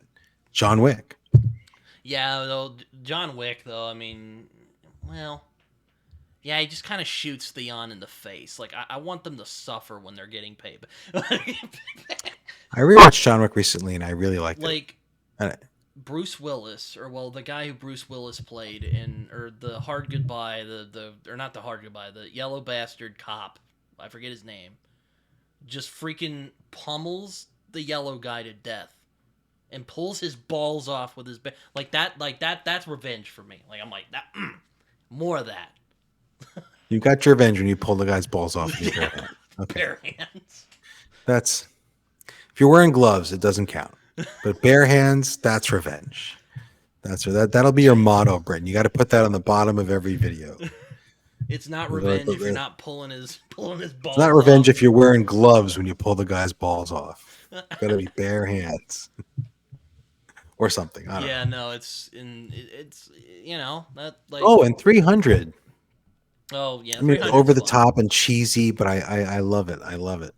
Did you read the And the Holy Dark Knight Terror? stuff. Did you read the Holy Terror? I feel like I must have, but I can't remember anything about it. Oh, so Was it bad. good? Oh, it's So so bad. bad. Maybe I didn't. Maybe I did. Maybe I missed it. That was There was really a when long. Frank Miller went off the rails. I was really into comics for a long time, and then I really kind of stopped. At some point, I like didn't have any place to put them anymore, and I wasn't reading them digitally yet, and I just kind of stopped reading comics for like 10 years. Around 2010, I ran out of space. Yeah, no, I mean Frank Miller, like I feel like I think we've talked about this before, Joe. But like when you get a guy to rein him in, he does really well. Like But when Taika Waititi, right? yeah, You or need someone Grant watching Morrison. him. Yeah, you need someone to tell him enough. Don't be so much you. Exactly. Right. That's what Waititi needs. He needs someone to be like, okay, too much you. Dial it back. And when he does that, he's phenomenal. But when he's given like free reign to do his own thing, you get Thor: Love and Thunder. Yeah, I'm sure you've had movies or books or anything you've read where it just kind of deteriorates over time, where you're like, it was okay, Most of them. and then you think about it for a while and like, wow, that was bad. That's me with Love and Thunder. It's just really disappointed with how they did the gore arc. They basically just crammed Jason Aaron's run into the movie, Yeah. and I'm just like, come on, guys. As a comedy, it worked quite well. As a Marvel movie, it didn't, because Marvel movies aren't meant to be true comedies. But there were parts of it that were hilarious. I thought, and so I don't. It wasn't a good movie, but I still found it enormously entertaining. But it wasn't good. It was like really bad. So I'll agree with you, but I still will never not love the goats. Yeah, the goats are I fun. don't know why, but every time the goats would go on the screen and bleat, I don't know, and I don't know why. I don't know why this is funny, but every time I saw it and or heard it, I would laugh to the point of like pain. I just thought it was so funny, and I don't know why. I don't know why the goats bleeding was so funny. Just I kind of felt like he was trying too hard in places to be funny. yeah, he definitely. The movie didn't work. Didn't work as a movie. It wasn't hilarious, but there were parts of it that were enormously funny. I So I'm liked the always bit gonna, with Mjolnir and yeah. the axe or whatever that was. That was funny. I thought that was funny. Stormbreaker? Yeah, Stormbreaker. Yeah, I thought that was It can't be funny. Stormbringer because that would be too much of a ripoff. Yeah, the Mjolnir parts that was really funny. Mjolnir's I jealous. did like that. That was funny. I have some friends who are like into the like Snyderverse, and I get a migraine when I actually watched those recently. I hadn't seen them, and then they were all on like My here's I think Netflix or Amazon Prime. I forget. And my wife and I watched them all, and those are terrible. Let me tell you right Those are now. just awful I movies. watched the Snyder Cut all 4 hours. Well, okay. I didn't watch it in one go. I watched it. I took 2 nights to watch it, Fair. and the almost the entire first half, I called my friend, who's like kind of a fan, but he can see where I'm coming from. This other guy who I'm friends with, he's just a huge fan. I will tell him, like, I will try to be as polite as possible, and I try to tell him my constructive criticism. He can't handle it. He thinks it's like Citizen Kane. I'm not kidding. I wish I were. And I just bitched at him for like 2.5 hours. I'm like, this film could have been like 2.5 hours. It would have been fine. I didn't like any of those, Zack any of the Zack Snyder Zack movies. Snyder, he But has to the sad stop now. the sad part was there were some good movies in the DCEU. I actually like both Suicide Squad movies. I I I don't know if liked Wonder Woman. I liked the Wonder Woman movie a lot. I liked the first one. I like Wonder that's Woman what I mean. The first one. 1984 I was like that. worse. Yeah, it was good. It was good. I agree 100%. Aquaman, pure cheesy fun. I It like was good. that. It was fine. I liked it. I feel like the Snyder movies made the other ones look worse. Like it brought down the whole thing. The whole thing didn't feel like a good experience, and it didn't Oh, have I a agree. consistent tone. DCEU is just bad. Like you That's compare why. Aquaman to a Snyder movie, and you're like, this is this. That's one thing Marvel does that I like is they, you know, what kind of, more or less usually know what kind of tone you're going to get. It's remarkably consistent. Like it's not the same everywhere. Like clearly, like Love and Thunder didn't work. Thor 2 didn't quite work, right? Like, but generally, you know, you're going to get like a pretty serious. That's a pretty serious plot line with a lot of funny stuff happening along the way. You're going to be entertained.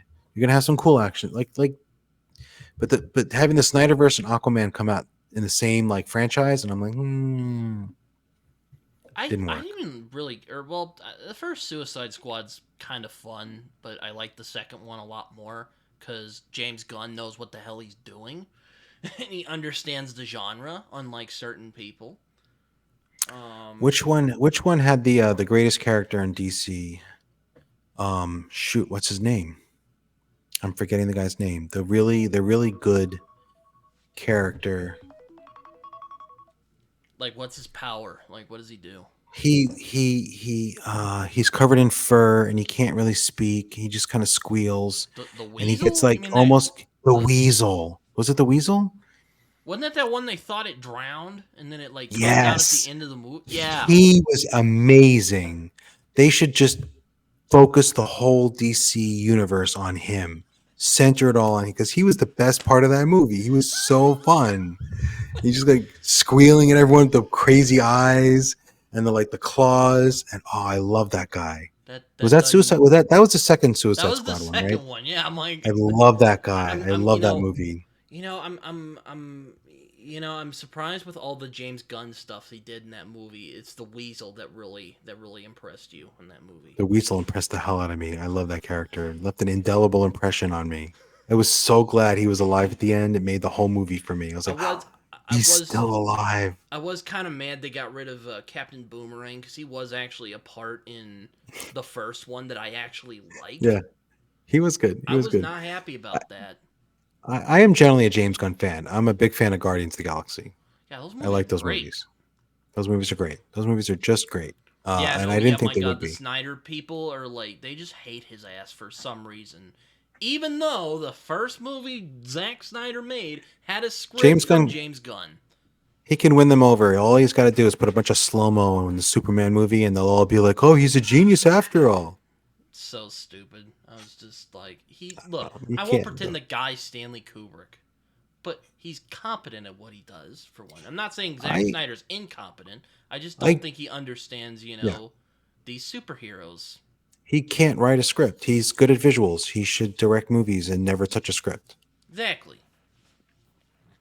I mean, he can direct a great movie. I mean, maybe he overdoes the slow mo, but I thought 300 was wonderful. 300's He fine. just needs Yeah, he just needs someone else. I mean, in that cheesy, over the top way, but he did a good job capturing the I spirit feel of like what of the. 300 is Zack Snyder at his most like self-aware. He's like, okay, this is what this movie is. Let's just have fun with it. Same thing But with he's Dawn got of the another. Dead. He's I got a. actually He's like his got Dawn of the Dead remake. because he's doing. I didn't see that, but he's doing someone else's visual storyboard, right? Because he's got the comic to work from, Frank Miller's comic, and he just did it. And he did a good job. He did a great job with 300. But he should never be allowed to touch a typewriter. Like no one should let him touch a script because he doesn't know what he's doing. Yeah, like I'm also Um, kind of mixed on his Watchmen adaptation because there's a lot of stuff in that movie I really like. Like the casting is really well done. They got the okay, feel of it pretty good. It's just that's true. there's a lot of the subtext in that story that I feel I Snyder don't didn't love really. Watchmen the story as much as other people do, but I like the TV show. I The don't. TV show was good. TV show was good. I liked it. I enjoyed it. I don't know if it was a good Watchmen show, but it was a good show. I didn't really think about that I before. really love the hooded. I really love what they did with Hooded Justice in that show. I will say that. Was that the guy with the shiny face? No, it was the guy with the like The hood on his head and the noose. the hood, but it was like a reflective mylar kind of thing, Yeah, right? I Oh think yeah, that so. was great. He was great. He was great. I liked him a lot. Yeah, also takes place in my home state, so I'm probably a little biased on Oh that. yeah. Oh yeah. I forgot. God, not New York. Brave choice. The first one is in New York because Of course. That's where all the stuff was. Well, that's where those guys lived too. Most of the DC and Marvel Comics people back in the day were all in New York. Uh, so they were just drawing what they saw out the window for the most yeah, part for a while. yeah, yeah, Now I think they're all over and just do everything digitally. So I don't know. yeah. But Yeah, no, so 300, the, I'm like, okay, this is where Zack Snyder's like, you know what? Here's this fun little machismo action movie. Let's have fun with it.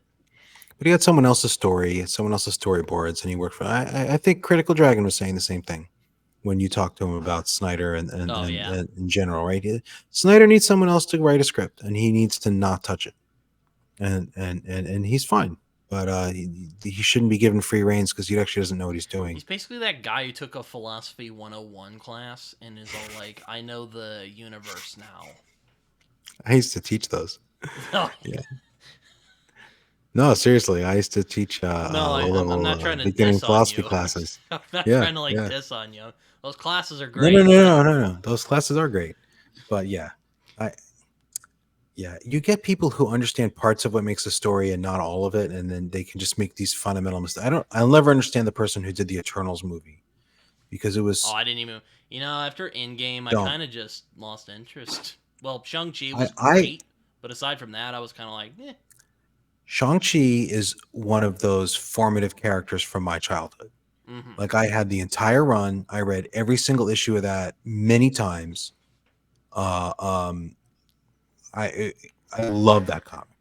So there's no way I was not going to watch the movie, and probably no way I wasn't going to. But the movie probably could have been utter crap, and I would have still loved it because it's like my guy on screen. But it was good Um, though. It was really it good. was good. The ending wasn't good. The first two thirds were really, really Oh, good. but The ending I was like that they fine. didn't get together though. I thought it That's was fine, but it was just not inspired the way the whole thing wrapped up, like okay. the Fine. I final disagree, battles. but I can see where you're coming from. Okay, Okay, fine. It is kind I of a didn't big love the epic last battle. third. I can see where you're coming from. But I really think they should have made they needed to make a sequel to that by now. That's the other part.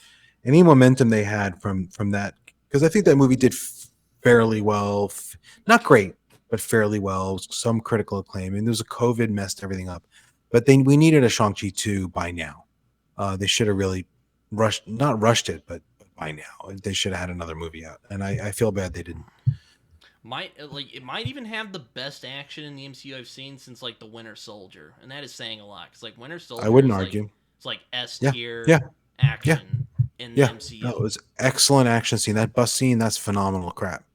That was beautifully done. I remember I Yeah. texted a friend of mine. I'm like, holy crap, this film was great. I very glad I didn't write this film off because man, I would have regretted that. No, that was an excellent movie. That was an excellent movie. It was Also, maybe great the best. villain too because I always Yeah. am attracted to the MCU films that don't have crap villains. Yeah. No, that's hard to pull. They don't pull that off well, but when they do, it's really great. Um, No, great villain, good movie, great visuals. I like that a lot. Eternals was awful.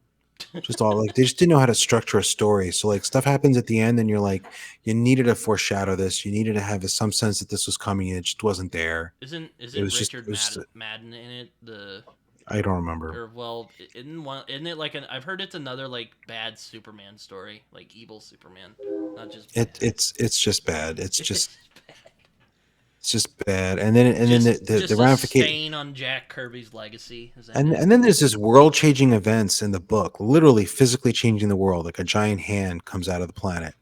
And like then in no subsequent Marvel property do they mention this. And I'm like, come on, guys, you can't just not have anyone. Also, You know, Loki you was gotta pretty have good. that scene in like the next show where they're like on the background, there's like a TV, and like after this weird events, there's like a giant hand sticking out of the Pacific Ocean or wherever it is. And they never do that. You need to do that stuff. You need to make it feel like you're in this cohesive world. And then if you're watching that other show and you don't know what the hand means, you just ignore that thing on the screen, but it has to be there. And it wasn't. And they just fell apart. I should be running the MCU. Marvel, call me. If Sunyi Dean doesn't listen to this, Marvel, I could tie all this crap together. I write superhero stories. It's totally serious. No, I could do but this. no, but like after Endgame, I watched like Shang Chi, Spider Man No Way Home, and Loki, and I liked Okay, those. the But Spider-Man movies I liked. The Spider-Man movies but I liked. but after that, I've kind of just dropped off because The Spider-Man movies I really let me liked. tell you, I mean, you grew up in the Star Wars era, didn't you? Like that I like saw Star Wars in theaters. like the MCU was like.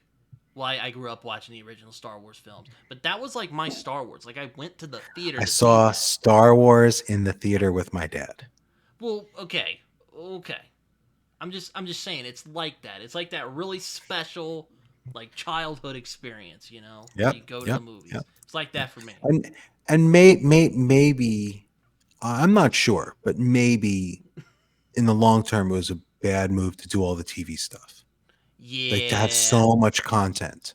Also, I Falcon and like the Winter all, Soldier was pretty good too. I thought it was. I like most of the shows, but there's a there's a point where it's like may have been just too many of them and it turned people off from the whole thing. That's an argument I think you can make. I'm not saying that's definitely what happened, but that might be what happened. You know, and I actually like most of the shows. I've watched like all of them except for I didn't like all of them, but I like most of them. I Secret do hope Secret to Wars watch the was. new Daredevil. I'm really hoping that it's I just rewatched the Netflix Daredevils with my wife, oh the it's whole so run, good. all three seasons. It's It's so good.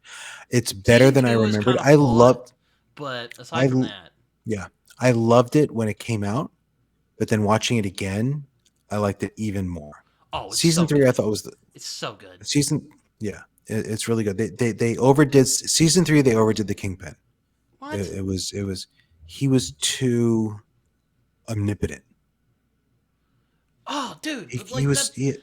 Like I don't want to. I I don't don't want like to. that. I I don't don't want to like get that. into that right now. But It I was was too gonna. much. It was I'm too gonna start much. ranting about the structure because the structure is great in season three. The structure is great. The structure is great, but the Just how Kingpin they was too. build like the kingpin has actually been controlling everything. I thought it was great. I was like, oh my god. Yeah, but it's controlling everything. It's like it gets boring at some point. Like, yeah, all right. I don't know. I like my villains a little more. Overpowered villains is one of my peeves. I don't know. Anyway, Anyway, I thought season two.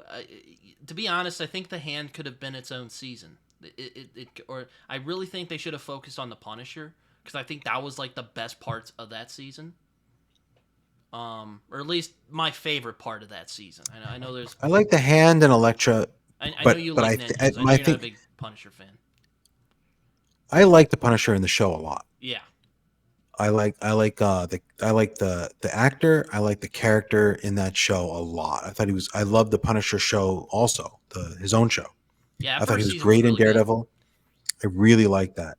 And I don't like the character very much, but I still love that show. Mm-hmm. But I will always love Elektra and the Hand more than they deserve because of nostalgia. Same with Shang-Chi. because I loved them so much when I was a kid that just seeing her on No, I screen, I didn't thought that mind the hand in Elektra. I just think like there could have been a season all about yeah, that, and it could have yep, been a yep. lot better.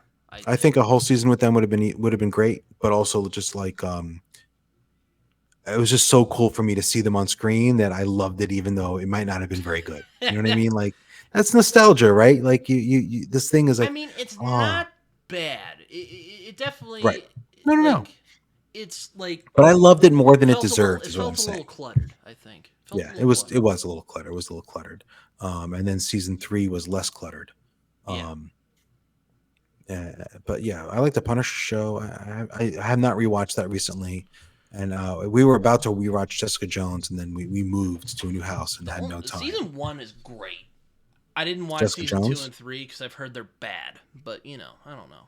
I remember liking them, but I don't remember details. I'll rewatch them at Now some point. Luke Cage, that was an underrated gem. I think. I really enjoyed Luke Cage a lot. The first half of the first season I loved, and then I felt the second half of the first season was less good. With his was it his brother? No, his Yeah. You didn't like the costume he wore? it wasn't costumes I can live with because I'm a comic book guy, but I Uh-huh. didn't like the storyline as Oh. much. But that first half of season was phenomenal, and then Iron Fist was truly awful in every way. Yeah. I didn't even bother watching Iron And Fist that's because I've another heard it's really character. terrible. It is awful. The last 10 minutes of the last season were good, but like it was truly awful in every possible. It was a truly good example of it reminded me of Ang Lee's Hulk. It's like, what if we make a Hulk movie where it's really about the psychology and not about a big green guy smashing things? Wouldn't that be even better? Like, no, Ang, no, that would not be better. That makes a terrible movie. And it did. It's like you take a superhero and instead of doing what the superhero does, you try to make it something really different.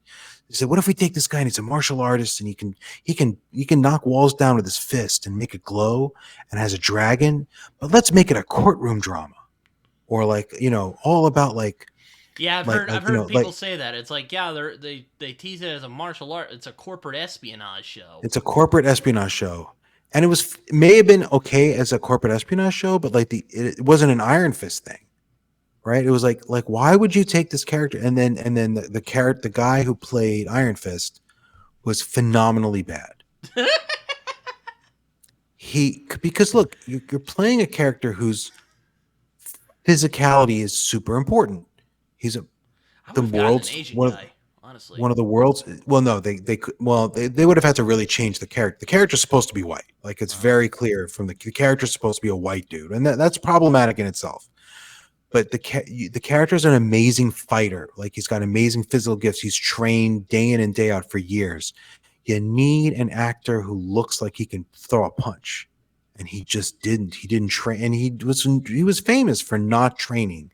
These guys do these movies and they train for like 6 months with like a stunt Yeah, like coordinator Charlie to learn Cox how had to. the like Charlie Cox had the he, Charlie Cox could kick somebody's ass. I promise you. I'm not saying he's actually like a professional fighter. I'm not saying that, but like he trained to do stunt fight. You can tell he moved like a guy who knows how to fight. I I've wish they done would have a gotten the lot of martial writers arts. for Daredevil and put him on Iron Fist. It probably would have been a better show, Yeah, a from the much sounds better of it. show, much better show. And then you needed to get a different actor to play Iron Fist because he was awful and he couldn't pull off the physicality of the character, and that's just such a shame. He needed to be a different guy, but very sad, very sad. All right, I shouldn't whine about stuff. I feel bad when I just spend too much of my time. There's a lot of people who have a habit of spending a lot of time like online talking about how much they hate this or that, and I'm always like, is this the best use of your time? Like, Ironically, I don't like that very much, but yeah, I we don't either. can't. And this is what we're doing. Yeah. But No, I'm trying to reel you in while you're ranting about this stuff. I'm sorry. I'm sorry. I'll be good. I'll be No, it's good. fine. I liked a lot of other stuff. Not that Uh, other stuff. what show? What? I mean, I'm enjoying the boys. I'm not quite caught up on the latest episode, but I yeah, still like I'm that waiting show. for season 4 to end, and then I'll binge it. That makes sense. That's That what I makes did sense. with I read. Invincible. Which, by the way, we were Yeah. gonna do that. I have a friend I was gonna bring on because he loves Invincible. as much as like you and I Yeah. do.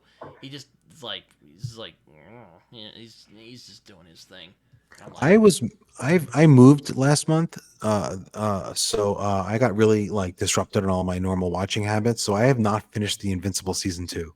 oh, it's So I just started phenomenal, watching it again. so good. I know yeah. So So I much just happens in that season. It is ridiculous, and I love it. it's a yeah.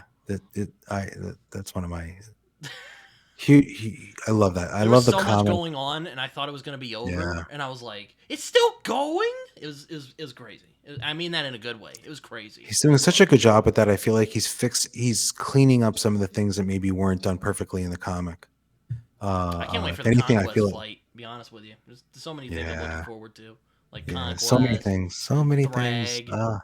I really hope they get to finish it. I hope they get because that's one of the beauties of Invincible. Anyone watching, no spoiler, but like the comic ends. And Right? beautiful There's like ending. a beautiful, beautiful, oh, so good. But like it wraps up everything, and Well, it like does tease you you with some stuff, but aside from that, it mostly wraps up but everything. some of the stuff it sort of says, and then there were a bunch of wars, and then you get it truncates a lot. But you Uh huh. kind of have to, right? Otherwise, you'd have to make another 100 issues, right? Mm-hmm. But you really feel like satisfied, like you kind of know what happens after, like and how it ends. It's so deeply satisfying, and I really hope the cartoon gets to do that. Um, Oh, I would love it. I would love it. I would love that so much. I'd love it so much, but we'll see. We'll see. I Yeah, don't know. no, it's I love Invincible. It's a Britton, I gotta go soon. It's late, oh yeah, I was about to and say I I'm need old. to. Yeah, I'm old. I need all the beauty sleep I can possibly pack in. that's fair, man. That's fair. That's fair. It's But anything else you? I should plug my book. I got a new book, Eyes of Empire, Hybrid Helix Turn 5, oh coming out sometime in the next couple months. oh yeah. I was going to ask if there's any other projects you're planning to do soon. That was it. That was Eyes it. of Empire. Eyes of Empire turned. Oh, But okay. I have a Grimdorf, the Are you collection. sure? Are you sure? I don't want to come. I don't want to wake up tomorrow and see you've like announced like three things. Okay, so I have the Grimdorf is coming out at some point. I might just release it for free. I might sell it. I don't really know what I'm doing with it yet. That's the first 25 chapters. I have a cover that's going to be released. I don't know when exactly. Eyes of Empires text is done. I'm waiting for the cover, so that should be in the next couple months, unless something goes horribly wrong with my cover artist, which is always possible, because he's busy and has his own life. Um, Hybrid Helix Book 6 should come out this year, unless something goes terribly wrong somewhere along the line. And then I have another fantasy project, which is Sin City meets Stargate, that I may or may not release sometime in the next 8 to 10 months. But that really Okay, depends on that's a whether I find the combo. time. Yeah. That's a story. I wrote the first. I wrote like the first. I was like, I got this idea very strongly in my head, and then I wrote the first 5 chapters and shopped it around to some friends, and I was like, should I work on this? And they were all like, yeah, please do. So when I get that kind of feedback, I'm like, I should really finish this. So I don't even know if that's going to be like a novella or like a few novellas or a few books, but I definitely have a very strong like idea for it, and that's um, I may or I get a lot of ideas and then they don't always pan out, but I'm self pub. I can do what I want. So but that series that book has a title. I am the knife, and that may come out at some point, but that wouldn't be for a while because I got to really focus on the hybrid helix for the next few months. Because I really, if I want to finish this 20 or 25 book series and get to the ending, I got to hurry up because I'm going to die soon, probably, statistically speaking. I can't write one book a year and be like 72 when the last book comes out. Yeah, that wouldn't be good. That's No, what I like about you, Joe. You just crank them out, man. I'm I'm not as fast as some people, but I'm faster than others. Yeah, Fair enough. yeah, yeah, yeah. Anyway, we'll leave it off All right, there. man. Joe, always Well, fun thanks for talking inviting with me you. on, Britton. I appreciate it. If you want This to was like fun. share your social media where you talk about all the fun stuff you talk about on Twitter, you can, you can share it. My Twitter is at JoeBurn1. So JoeBerne with the number 1 at the end. And you can find me on. I have a website, jcmberne.com. You can go there, and that's easy to remember. And I think all my links are there too. And you can find my books under JCM Berne on Amazon. And I have a Patreon at JCM Berne. You notice a pattern here. Luckily, there aren't a lot of other people named JCM Berne for me to I don't have to steal all their. Like the email address was available, all that stuff. So if you go to the Patreon, you can get like Grimdorf magazine for free, for example. But really, Twitter is where I live. Sadly. All right. Well, Joe, always a pleasure talking to you, and You too, I'm Britton. sure when I'll get to Return of the Griffin, which hopefully will be sometime this year when I want a palate cleanser read, There you go. probably do so. So yeah, hope you guys enjoyed this video, this episode. Until next time. Till next time.